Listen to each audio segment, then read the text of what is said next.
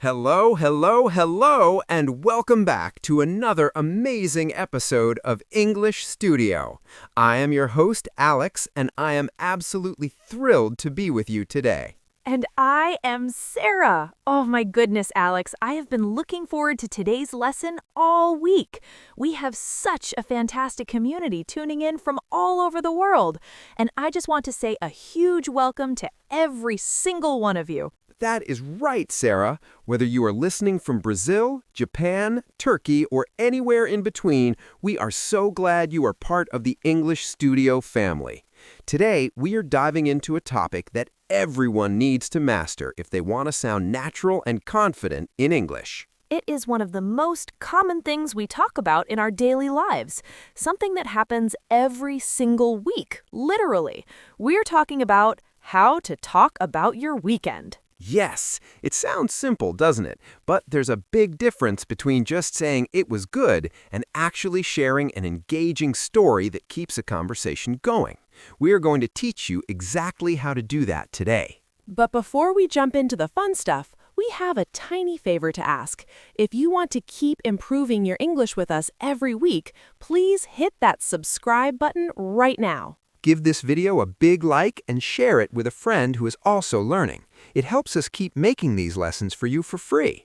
Okay, are we ready, Sarah? I am so ready, Alex. Let's get started. Okay, Sarah, let's look at scenario number 1, the Monday morning greeting. You walk into the office or you see a friend and they ask the classic question, "How was your weekend?" This is the moment where most students get stuck. They usually just say, "It was fine," and then the conversation dies. We don't want that. Exactly. To make it better, we use the answer and add method. Sarah, if I ask you, "How was your weekend?" what's a great way to start? Well, Alex, I like to use descriptive adjectives. Instead of just good, I might say, "Oh, it was wonderful," or "It was super relaxing," or even, "Honestly, it was a bit hectic." Hectic, that is a great word. It means very busy, right? Exactly.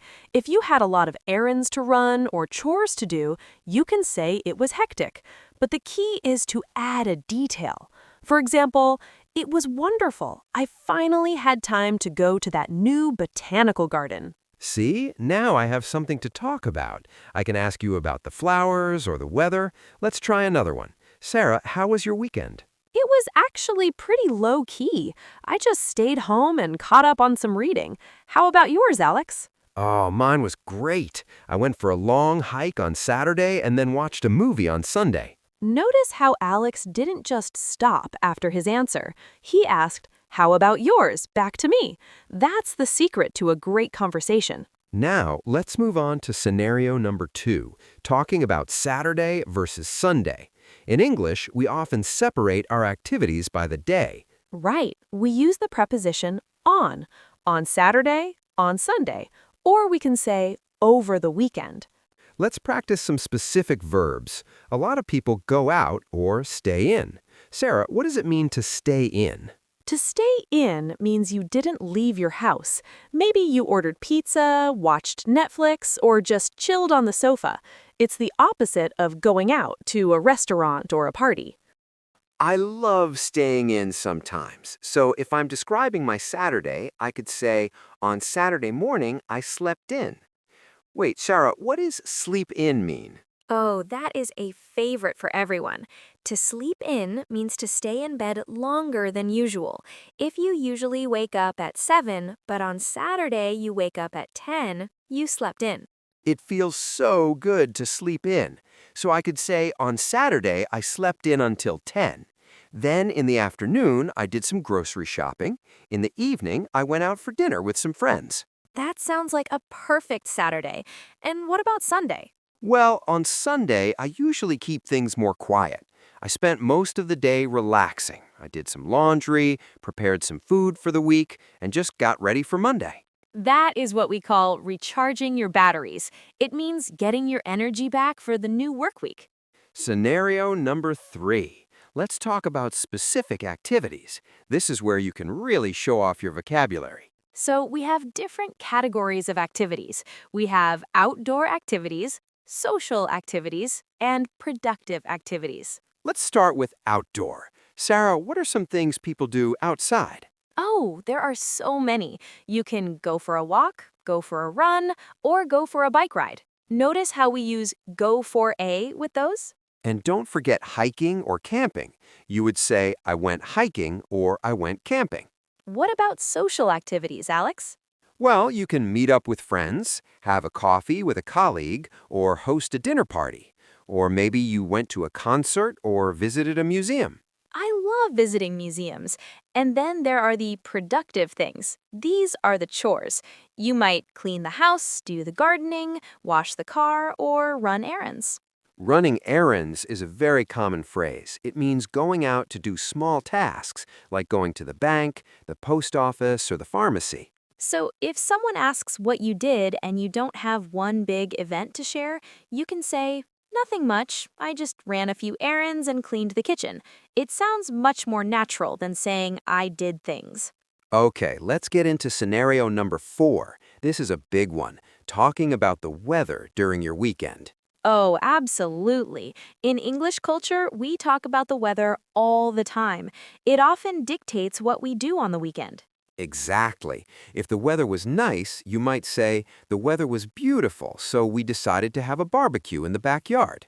Or if the weather was bad, you might say it was pouring with rain all Saturday, so I just stayed inside and watched movies. Pouring with rain. That means it was raining very, very hard. We also use words like gloomy if it was gray and cloudy, or chilly if it was a little bit cold. Let's try a dialogue. Sarah, did you go to the beach like you planned? Sadly, no, the weather didn't cooperate. It was way too windy and overcast, so we changed our plans and went to the cinema instead. That is a great phrase. The weather didn't cooperate. It means the weather didn't do what you wanted it to do. Scenario number 5. What if your weekend was, well, boring? Or what if you didn't do anything special? This happens to the best of us. You don't have to make up an exciting story. You can be honest, but still keep the conversation going. So instead of just saying, I did nothing, you can say, I had a very quiet weekend. Or you can say, I just took it easy. Take it easy is such a classic English idiom. It means to relax and not do much work. I love puttering around. Maybe you organized a bookshelf or watered your plants. So if I ask you, Alex, did you do anything exciting this weekend? I'd say, not really. I just had a bit of a lazy one. I stayed in my pajamas until noon and watched some old documentaries. It was exactly what I needed. See, even a boring weekend can sound interesting if you explain why it was good for you. Now for scenario number 6, talking about the highlight. A highlight is the best part of an event or a period of time. When someone tells you about their weekend, they often share the one best thing that happened. Right, you can use phrases like, the highlight of my weekend was, or the best part was when. For example, the highlight of my weekend was definitely the Sunday brunch. I went to this new cafe and had the most incredible avocado toast. Ooh, I am hungry now, Sarah. My highlight was seeing an old friend I hadn't seen in 3 years. We talked for hours. That is lovely. Sharing a highlight gives the other person a specific detail to react to. If you tell me about the toast, I can ask about the cafe. If you tell me about the friend, I can ask how they're doing. It builds a bridge in the conversation. And finally, scenario number 7, asking about next weekend. Yes, usually when we finish talking about the weekend that just passed, we might look forward to the next one, especially if it's already Wednesday or Thursday. You can ask, do you have any plans for the coming weekend? Or are you doing anything fun this weekend? If you have plans, you can use the present continuous or I'm going to, like I'm going to a wedding on Saturday or I'm visiting my parents. If you don't have plans yet, you can say, I haven't really thought about it yet, or I think I'll just see how I feel. See how I feel or play it by ear. Oh, play it by ear. That is a great idiom. It means you don't have a fixed plan and you will decide what to do at the time. I use that one all the time. I don't have any set plans for Saturday. I think I'll just play it by ear. Wow, Alex, we have covered so much ground today. Let's try to put all of these pieces together for our listeners. Great idea. Let's do a full, natural conversation using everything we talked about. Listen closely to the flow. Hey, Alex, long time no see. How was your weekend? Oh, hey, Sarah. It was actually really nice. Thanks for asking. A good mix of busy and relaxing. How about you? Did you get up to much? It was pretty good. On Saturday, the weather was so gorgeous that I decided to go for a long bike ride by the river. It was a bit exhausting, but the views were worth it. That sounds amazing. I love that trail. Did you go alone? No, I met up with a couple of friends. We actually ended up having a little picnic. What about you? Did you go on that hike you were talking about? I did. I went on Saturday morning. I slept in a bit, so I didn't start until 11, but the fresh air was exactly what I needed. The highlight, though, was definitely Sunday. Oh yeah? What happened on Sunday? I just stayed in and finally finished that book I'd been reading for months. It was so satisfying to just sit with a cup of coffee and have no chores to do. I really needed to recharge my batteries. I totally get that. Sometimes a low-key Sunday is the best kind of Sunday. Exactly. So, are you doing anything special this coming weekend? I think I'm going to play it by ear. I might go see a movie if it rains, but otherwise I'll probably just putter around the house. What about you? I'm actually going to a birthday party on Saturday night, so that should be fun. Oh, fantastic. Well, I hope you have a great time. And there you have it, a perfect, natural conversation about the weekend. Did you notice how we used the adjectives, the idioms, and the follow-up questions?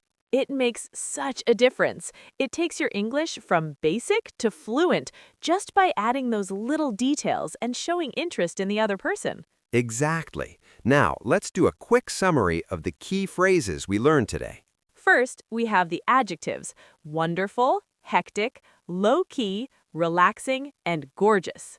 Then we have the sleep phrases, sleeping in, which we all love. We have the activity phrases: going out, staying in, running errands, and puttering around. Don't forget the idioms, recharging your batteries, the highlight of the weekend, and playing it by ear. And most importantly, always ask the question back. How about you? Or, did you do anything fun?